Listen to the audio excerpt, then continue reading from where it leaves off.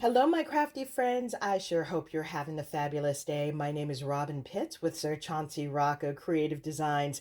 Today, I have a fun design team project for ASC Craft Supplies. I've created this beautiful cascading gatefold card.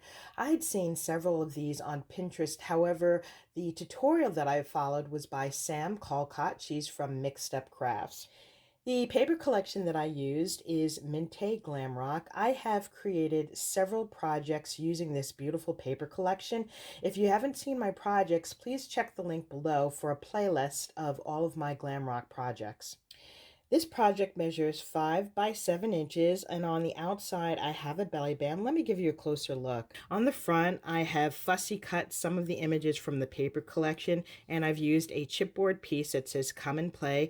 I did add in some rhinestones like I did for the other projects. This is what the belly band looks like on the back. On the back of the card, I've used this as a place to include a special message, and I've also included a fun image on the back for decoration. This belly band slides off.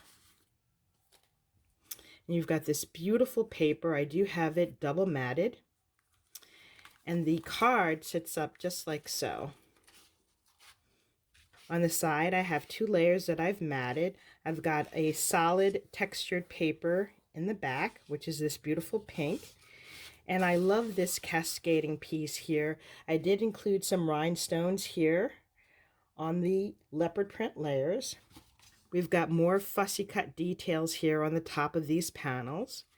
And then also on the bottom, we have more fussy cut elements. And we have a large center chipboard piece that says shine like a star.